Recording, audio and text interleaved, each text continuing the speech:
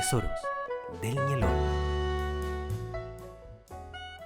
Muy buenas tardes, amigos, amigas, bienvenidos a este nuevo capítulo de Tesoros del Ñelol. Estamos en el mes de septiembre, estamos con lindas melodías, lindos colores en esta bella tarde. Recordarles que Tesoros del Ñelol es un programa que busca poner en valor a los artistas, gestores y cultores de este maravilloso territorio. Es una iniciativa que surge de la Secretaría Regional Ministerial de las Culturas, las Artes y el Patrimonio en convenio con Pabellón Araucanía. Jessica, ¿cómo estás? Mari Christopher, Mari, muy bien. ¿Todo ¿Y bien? Micaí? De maravilla. Ya. Oiga, cuéntenos, ¿qué tenemos hoy de especial? Hoy tenemos un invitado muy especial. La verdad es que para mí es un lujo. Yo escuchaba sus canciones desde muy pequeña. Él es un cantor popular. Cantor popular. Pero de campo, campo real. bien adentro. Y él es además investigador y un revitalizador de esa música campesina que lamentablemente se está perdiendo. Algunos de los temas conocidos que él tiene está Dame tu pelo niña, El Guacho José, la divertidísima Pichingue, y nos estamos refiriendo a el maestro René Inostroza Valenzuela, cantor popular. Mari. ¿Qué tal? Un gusto de saludarles, estar aquí en esta linda actividad, que es un proyecto interesante, creo, de poner en valor a la gente que hacemos arte popular, bueno, de todas las expresiones, así que encantado. Gracias por aceptar la invitación, don René. Y vamos a entrar en materia, ¿no es cierto? Al tiro. Queremos saber sus inicios, su infancia. Algo sabemos que usted es de allá de Villarrica, Playa Linda, sus papitos también fueron cantores.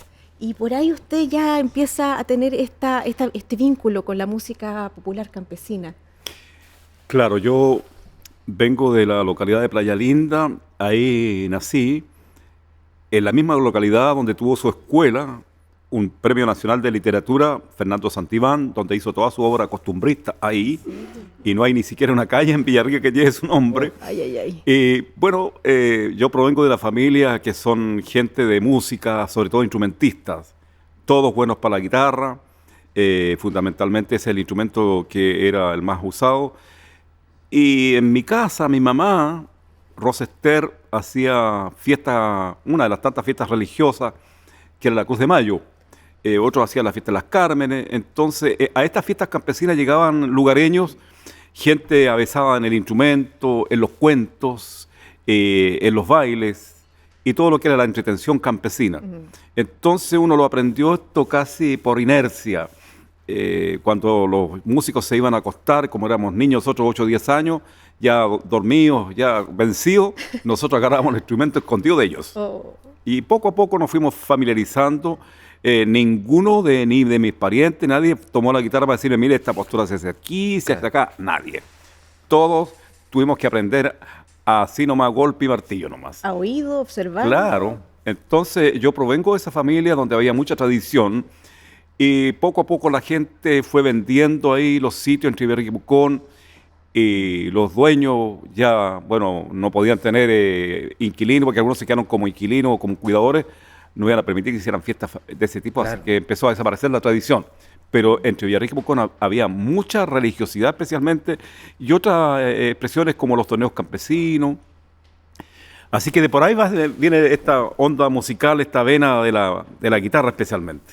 Y ya una vez que usted empezó a dominar los distintos instrumentos, lo mandaban de chico, ya anda a tocar algún cumpleaños. Así es, nosotros nos juntamos con Rigoberto Salazar, que era un vecino, hijo también de lugareño, y él cantaba muy bien y acompañaba muy bien. Entonces yo empecé a incursionar en el tema de hacer hablar la guitarra, porque toda esta zona, desde el Biobío hasta el sur, la guitarra habla, para otras partes de la guitarra acompaña, claro. Pero la guitarra empezó a hablar. Entonces con Rigoberto nos hicimos un dúo, los de Playa Linda, y entonces ya empezamos a ser invitados un poco casi a la par de unos primos míos que eran los músicos oficiales, ellos, qué sé yo, en los torneos, en las fiestas de la escuela, en todas partes, ellos eran los músicos oficiales y que siempre tocaron como los dioses, mucho dominio de guitarra. Y cuando ellos estaban un poco cansados, ya me dijo, tocas tú. Entonces ahí nosotros estábamos esperando. Claro. Entonces fuimos aprendiendo de ellos en el estilo y en todas partes. Yo tengo que ser franco en esto, heredero un poco del estilo de esa música de ahí, del sector de Playa Linda. Eso es.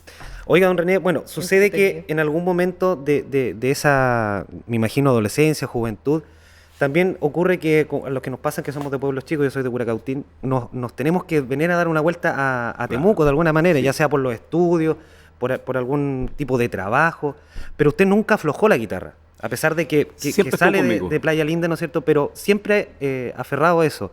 Claro, nosotros íbamos a cantar a la radio los días domingos, nos daban un dulce, un caramelo, y nosotros cantábamos en la radio de Villarrica, que se llamaba Jerónimo de Alterete, los días domingos.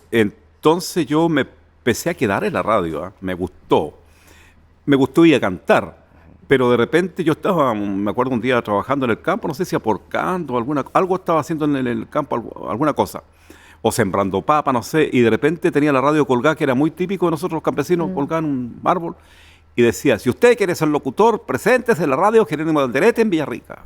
Ahí estoy yo, dije.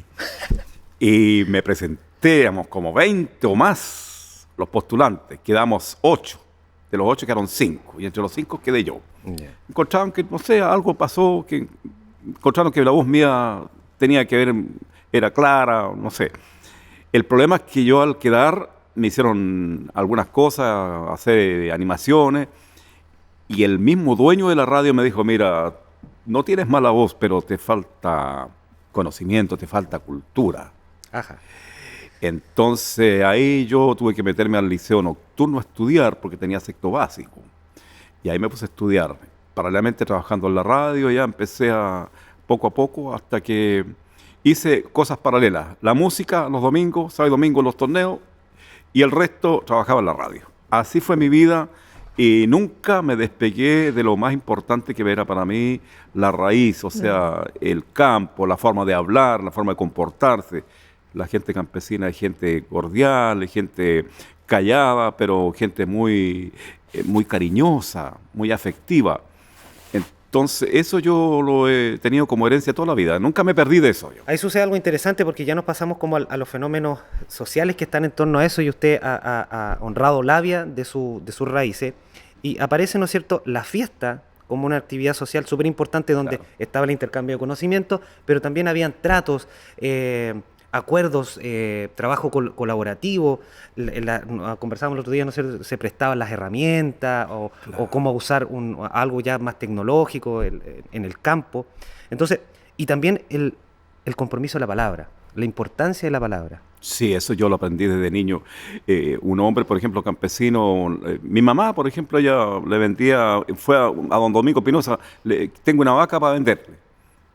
Y ahí entraban a trato, mire, no es poco, hasta que llegaran a un acuerdo.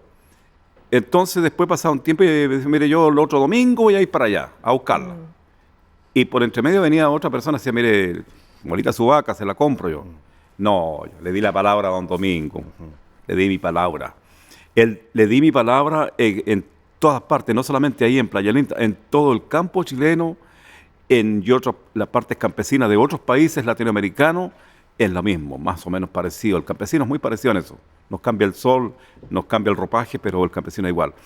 El don de la palabra. Y eso era muy importante en el sector campesino, que yo después vi que coincidía con otros sectores que es más o menos igual. Pues, así es. Valor. Don René, bueno, y todo eso que usted va aprendiendo y la vía sacrificada también que tuvo para poder estudiar, mundos paralelos, trabajos paralelos, logra finalmente estudiar periodismo. Sí, yo me puse a estudiar. Cuando yo llegué a Temuco, llegué como locutor de la radio central, que no existía, ya no existe, esa radio está en Chillán.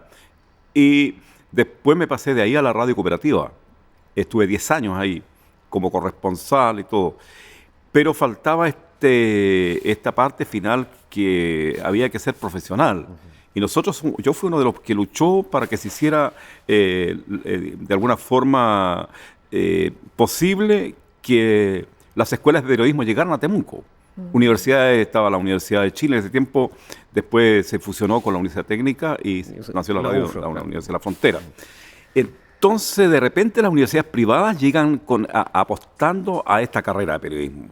Y ya, bueno, junto con el Negro Jiménez, que trabajaba en la cooperativa, y otros más, nos inscribimos en periodismo. Yo hice poco más de 2 semestres, casi 3 semestres en periodismo, y me tuve que retirar por el tema económico, no podía financiarlo.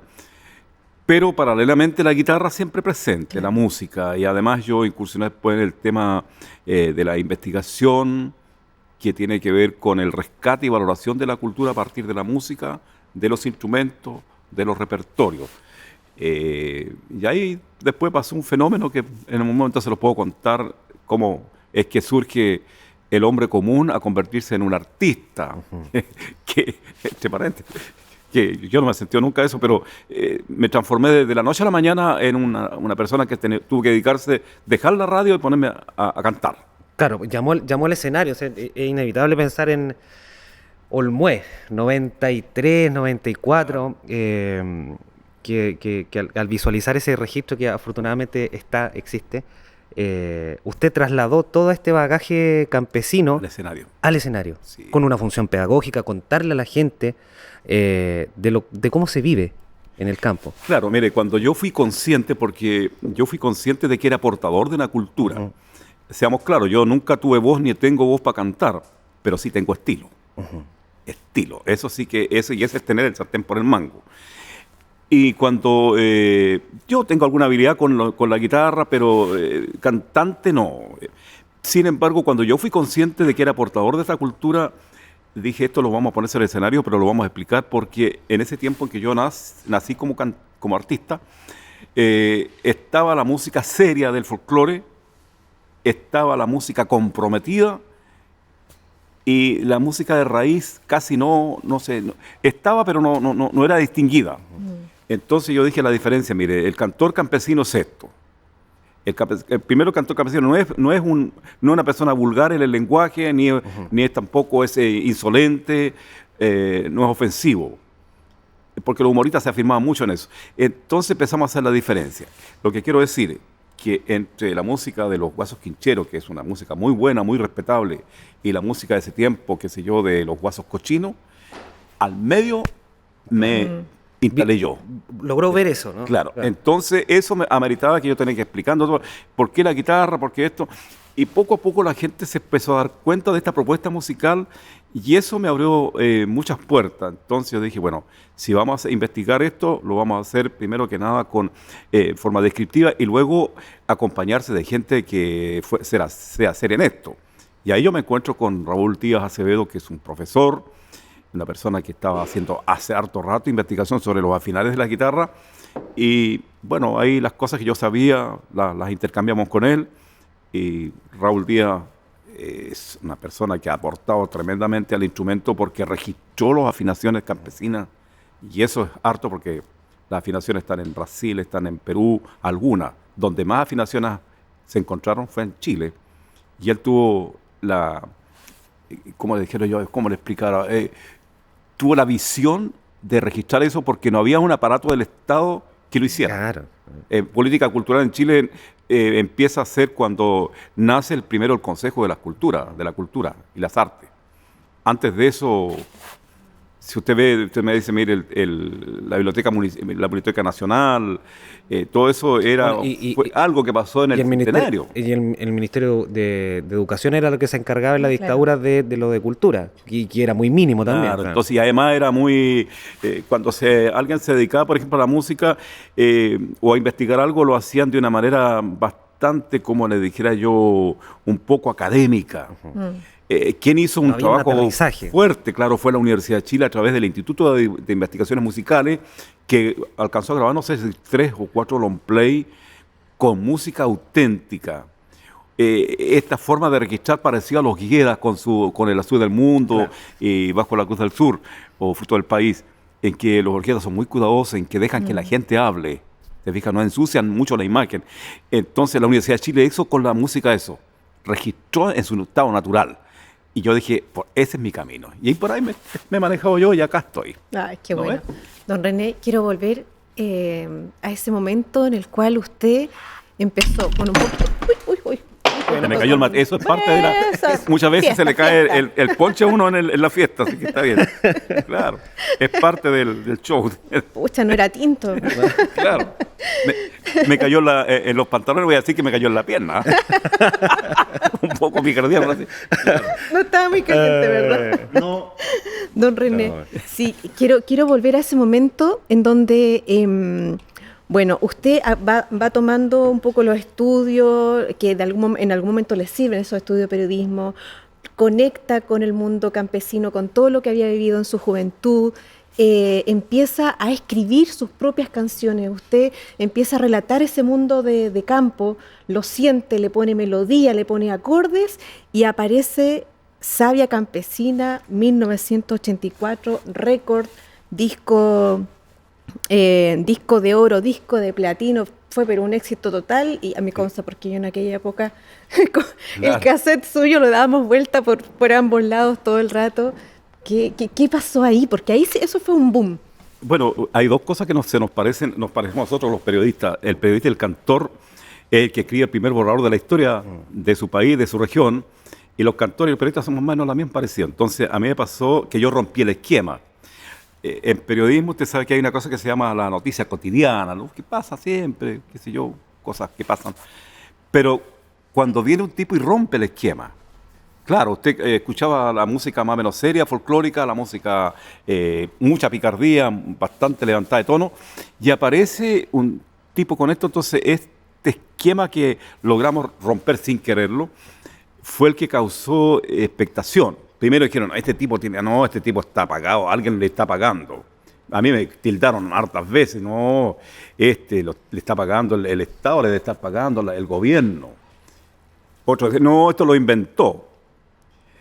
Y poco a poco nosotros tenemos que defender eso arriba del escenario, porque una cosa es que usted haga algo y después sea capaz de sostener eso. En el tiempo, ¿no? Claro, entonces cuando me vieron que yo sí tenía algún manejo de la guitarra y manejo del lenguaje, y la gente campesina empezó... Se reconoció ahí. Claro, y la gente me reconoce rápidamente y dijo, no, este tipo es de acá, es de nosotros. Eso, entonces yo me hice responsable de eso. Claro, es decir, nos identificamos con él. Me hice responsable en el sentido de no ponerle más de lo que había que ponerle, ni quitarle tampoco, sino en su justa medida.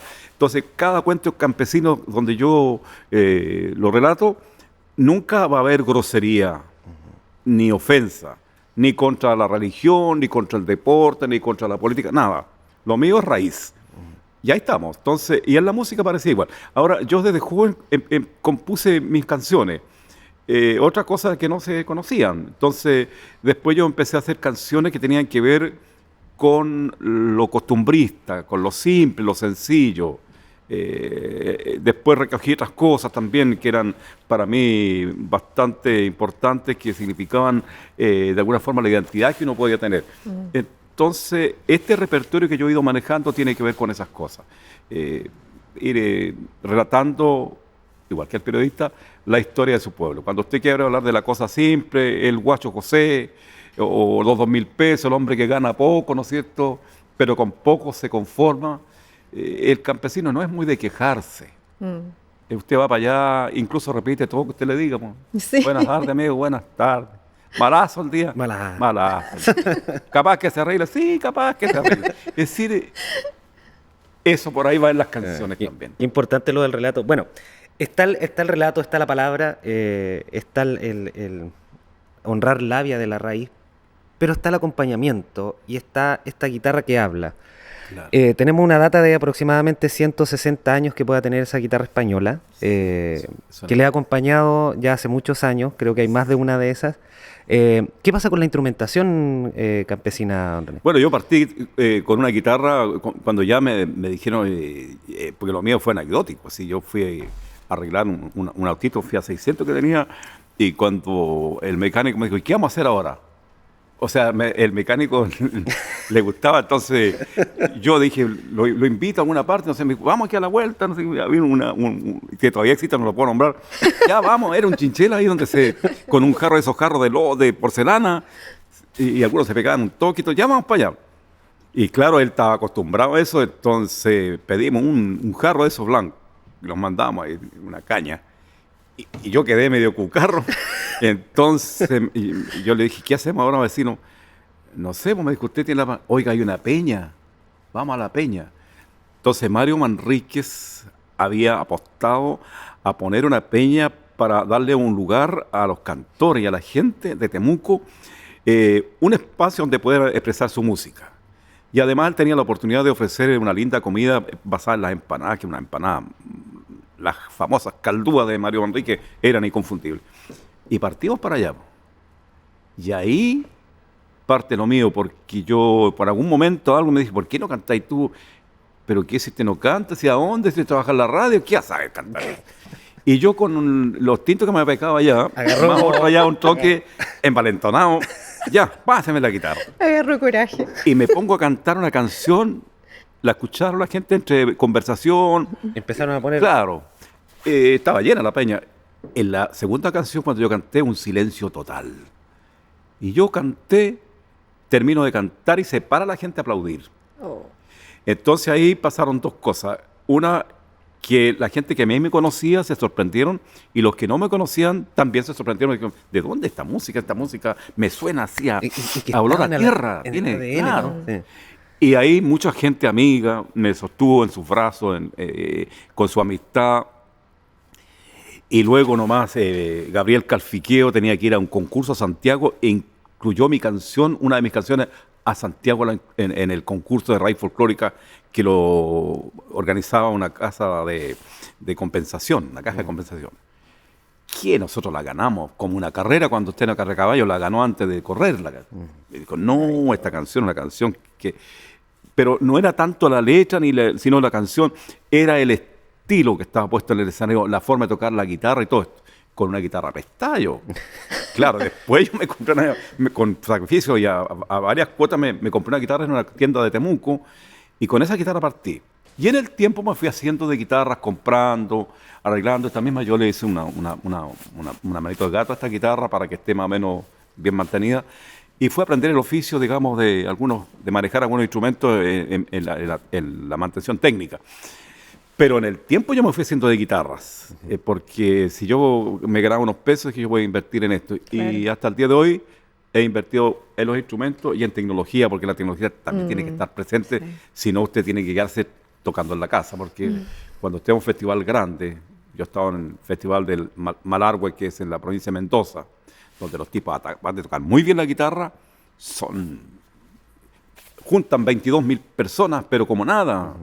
Y usted tiene que ir con una guitarra bien puesta y si no, quédese en la casa. Entonces tuve la obligación de usar la tecnología, pero que no se note que hay tecnología. Claro. Que suene nomás, como decía viejo del campo. Que tenga buen retumbe nomás, hombre. Claro. Eso es lo que se necesita. Claro, no importa que toques mal, pero que suene fuerte. Esa es la idea. Ay, don René, bueno, y también aparece en usted esta inquietud muy fuerte por relevar de alguna forma el patrimonio inmaterial, estos conocimientos intangibles, todo esto que está, que se respira, pero del que poco se habla. Claro, para el bicentenario de nuestro país se habló del patrimonio, pero el patrimonio material. Cuando yo fui servidor público, también trabajé harto por el patrimonio, le hicimos hartas cosas, pero yo quería imponer el asunto inmaterial, pero como era parte del gobierno, del aparataje del gobierno, no quise insistir mucho, porque si no habrían dicho que estaba imponiendo a mi criterio, entonces me quedé ahí. Pero el patrimonio inmaterial lo tiene que considerar acá, por ejemplo, las distintas identidades que llegaron acá. Acá los suizos, los alemanes, los italianos, ellos trajeron sus bailes, trajeron sus tragos, sus comidas. Y eso está ahí. Lo mismo pasó con las fiestas campesinas, la religiosidad. La religiosidad en Chile es muy fuerte. Aparte de San Sebastián, la Virgen del Carmen, la Virgencita del Tránsito, de Metrenco, existe la fiesta de la Candelaria. Pero también existen otras fiestas sociales como el torneo campesino, por ejemplo, el cumpleaños o San Juan, que es tan popular. Y ahí hay comida, y ahí hay tragos regionales, tragos propios de cada región.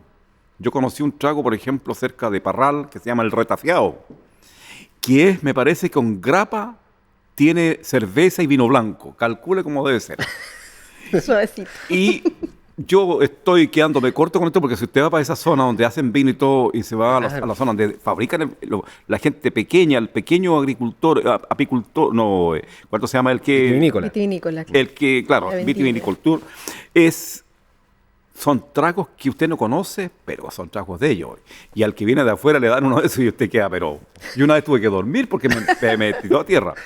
Se reató. Claro, y todo esto es patrimonio. Entonces la guitarra antigua, que es la que yo traje. Este instrumento tan pequeño es patrimonio nuestro también porque este se tocó en las fiestas campesinas donde no había ningún instrumento, aparecía alguien con armónica y con eso se hacía la fiesta. El acordeón de botones también. Entonces, estos 3 instrumentos yo los traje justamente para que se vea que uno está en ese camino y cuando ustedes se encuentran con uno, decir, bueno, hay que respaldar lo que está uno planteando, ¿no es cierto? Entonces yo lo respaldo con estas cosas, es decir, estos son los instrumentos con los que se hizo la música.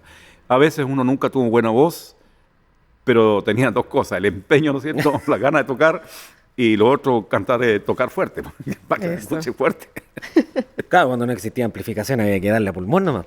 Claro, antiguamente se cantaba así nomás, por eso las guitarras eran con cuerdas de acero, porque no había amplificación, entonces la guitarra con cuerda de acero tiene una prolongación del sonido mucho más fuerte, claro. Sí, absolutamente, sí. Y en relación a los temas patrimoniales y a esos resguardos también, usted aparece, a ver, no recuerdo el año, pero es socio fundador de la Sociedad Chilena de Derechos de Autor, y eso de los primeros, tengo entendido. Bueno, el derecho de autor, del derecho pequeño de autor, siempre lo llevó adelante la Universidad de Chile. Esta institución era la que recaudaba, ¿no es cierto?, los derechos autorales, pero no era una cosa no tan clara para nosotros los autores y los intérpretes. Siempre había problemas, de repente a alguien le llegó un cheque de $1, de 2 pesos, siempre había algo que pasaba. Hasta que se decide, entonces se reúnen todos los autores e intérpretes, fundamentalmente los autores y compositores, eso quería decir, y se forma la Sociedad Chilena del Derecho de Autor. Y a mí me pilla justo en ángulo ascendente con mi carrera, que yo estaba recién partiendo. Entonces fue una buena decisión haberme incluido ahí, y fui de los socios fundadores. Yo soy el socio 42 y somos más de 10.000. Entonces, bueno, ahí yo estuve con don José Goles, por ejemplo, don Vicente Bianchi, que son gente, autoridades, claro. Y nace esta Sociedad Chilena del Derecho de Autor sin fines de lucro, y esto cambia completamente, porque los derechos sí empezaron a llegar a los autores y compositores, sí empezó a llegar a recibir plata, y bueno, nuestra institución hoy día es una institución que vela mucho por sus integrantes, por sus socios, permanente de comunicación. Yo soy parte de la Comisión de Disciplina y Ética dentro de la sociedad, que vemos todos los problemas que se ve, como en toda sociedad o institución, hay problemas a veces entre los mismos músicos, o a veces músicos con alguna persona, entonces se sanciona dentro de eso quien no está dentro de los estatutos. Hay todo un estatuto que dirigen a la Sociedad del Derecho de Autor. Hoy día es una institución perfectamente visible, no solamente en Chile, sino en todo el mundo, porque también la Sociedad del Derecho de Autor tiene los derechos de los artistas internacionales. Si usted toca una canción de un artista, ya sea latinoamericano o no sé, finlandés, lo que sea, esos derechos son recaudados, se saca lo que corresponde, tiene la parte administrativa, y el resto se evacúa hacia el país de origen. Exacto. O sea, es una institución seria, como decía, visible entre las instituciones chilenas, y así que es un orgullo estar dentro de la sociedad chilena y haber sido parte, digamos, de su nacimiento. Sí, y cómo ayudar a regular esto, ¿no? Y darle un resguardo a los artistas nacionales. Claro. Sí, don René, bueno, y están las formas de afinar, que usted ya nos relataba desde la infancia, que era observación, era escuchar, pero no había un aprendizaje de llegar y mira, este acorde así. No.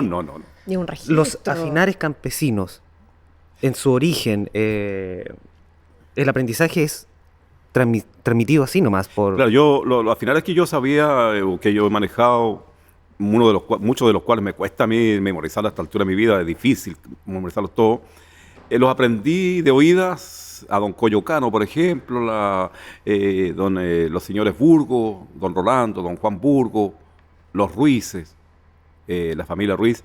Entonces, yo traía esto en el cuerpo, era como una especie de biblioteca andante. Y por estas cosas también de la vida me encuentro y hago ángulo con don Raúl Díaz. Y don Raúl Díaz me cuenta, mire, lo que pasa es que yo estoy hace tiempo registrando los afinares, empezamos a conversar, y yo me empecé a dar cuenta que él era un hombre bastante serio en su investigación, y él se empezó a dar cuenta que yo venía de allá también, del mundo del campo, y nos pusimos los dos a mirar el horizonte. Entonces él ha hecho investigación a través de libros, ha hecho el Afinares Campesinos, Una cosa es cómo afinamos la guitarra y el otro después cómo la tocamos. Y con ejemplo. Finales campesinos, toqueos campesinos. Y yo hice un audiovisual con distintos soportes en que mostrábamos los cantores, los últimos 9 cantores que habían tocadores de guitarra, pero realmente concertistas en guitarra, la señora Daidama Veloso, por ejemplo, y así no recuerdo otros nombres. Y después hicimos un audiovisual que lo postulamos a un proyecto de cultura en ese tiempo el Consejo de la Cultura y lo ganamos. Entonces nos asociamos así con Raúl Díaz para trabajar en conjunto estas cosas. Entonces, yo creo que eso de alguna forma está teniendo resultados hoy porque vemos mucha gente joven que va a ese registro. Claro, y consultando los libros, algunos escuchan lo que uno grabó. Entonces, yo creo que va a llegar un momento en que el Estado se va a hacer cargo de esto, porque si usted me dice esta guitarra que tenemos colgada acá, ya no está en el campo, ya eso ya perdió, se fue.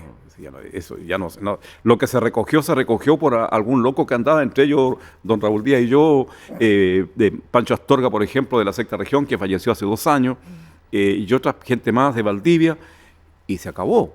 Entonces, todo lo que queda es lo que nosotros recogimos y que las nuevas generaciones tendrán que tomar como lo que fue la guitarra y la importancia que tuvo desde que llegaron los españoles con su instrumento, que los españoles llegaron acá y donde primero tienen que haber llegado fue a Villarrica, porque Villarrica tiene los mismos años que tiene este continente, y Perial y otras partes, pero en Villarrica la guitarra fue toda la vida fuerte, muy fuerte.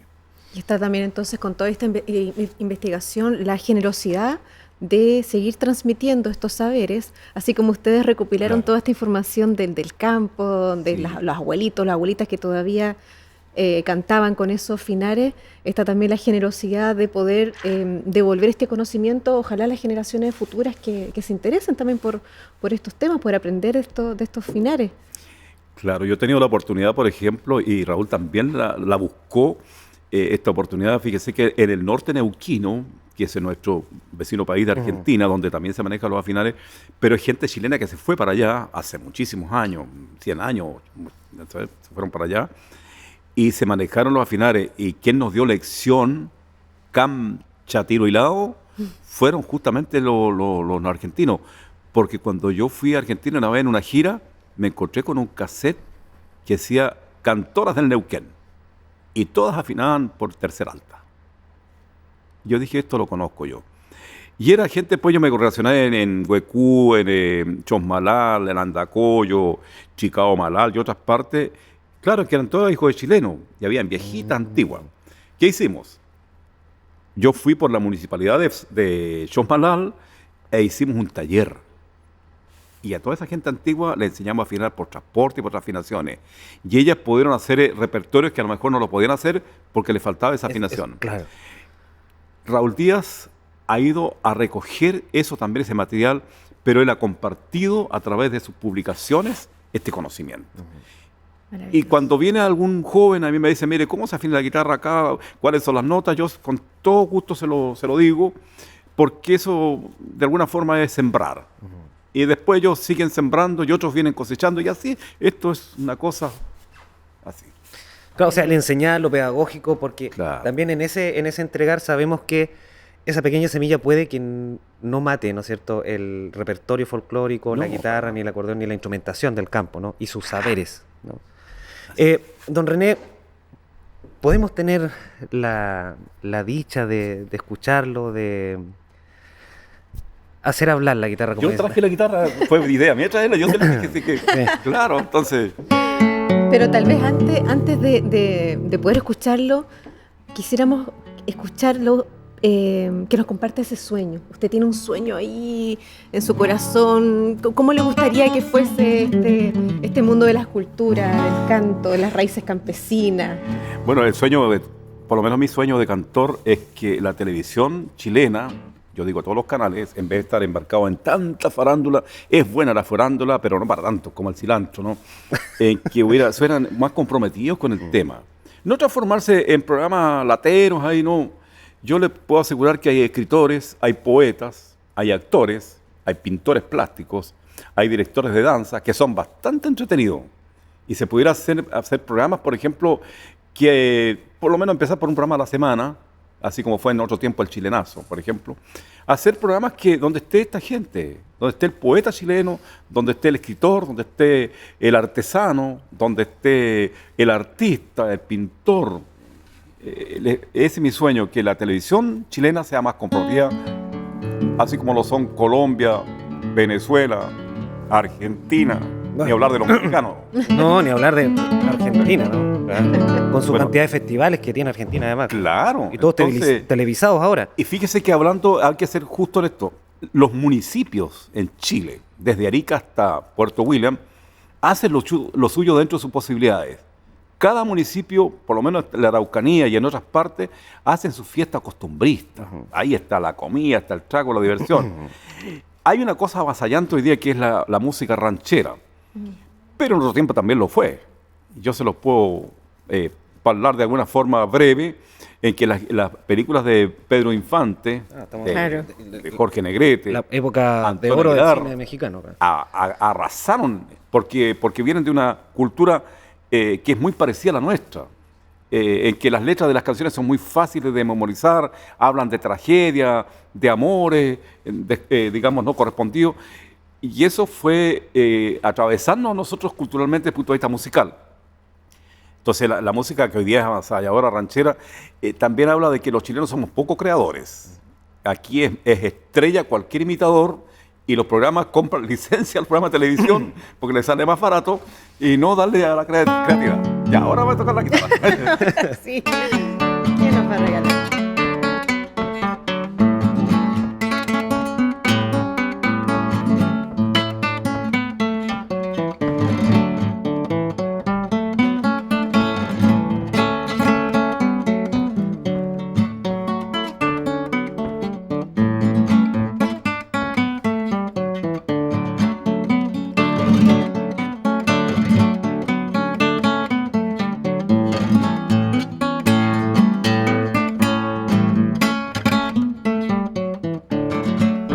Tenía 2.000 pesos y que en un año me los gané. Con una chiquilla linda en una noche me lo tuve.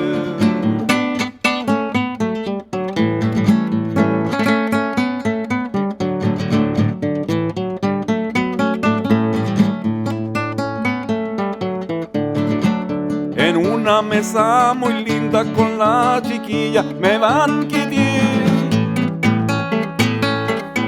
Pagaba hasta por reírme y sin ni un cobre luego quedé.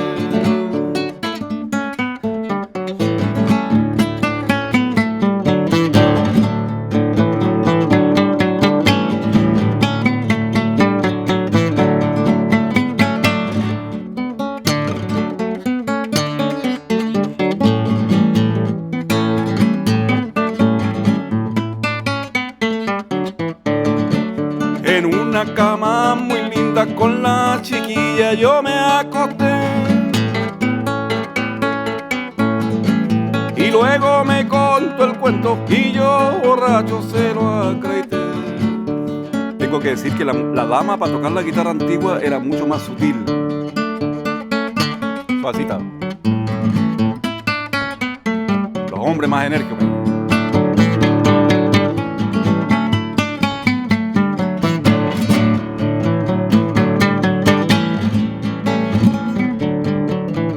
Ahora que estoy borracho, muerto del hambre, muerto en hacer, tendré que recoger puchos, de lo contrario no fumaré.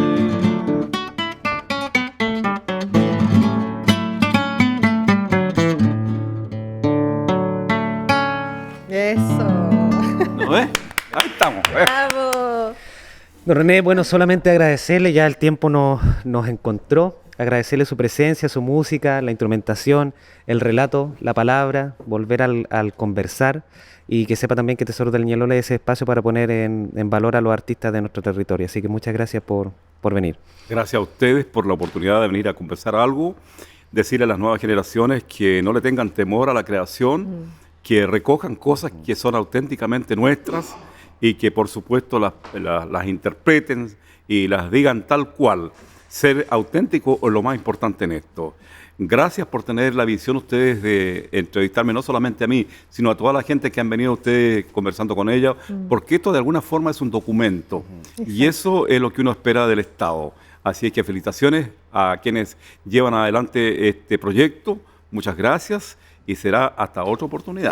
Muchas gracias, don René. Bueno, podemos encontrarlo y escucharlo todos los días en un programa en la UFRO, ¿cierto?, que se llama Al Compás del Folclor, todos los días de lunes a sábado al mediodía. Y este programa será transmitido por las redes sociales. ¿Cuáles redes sociales? Así es. Bueno, estamos en Facebook Live de Cultura La Araucanía, Pabellón Araucanía, a través de los YouTube, ¿no es cierto?, de ambas plataformas y como novedad de este año, el formato podcast a través de Spotify. Tesoros del Ñelol. Tesoros del Ñelol. Muchísimas gracias a todos nuestros amigos, amigas, nuestros seguidores. Nos vemos. Peucayal.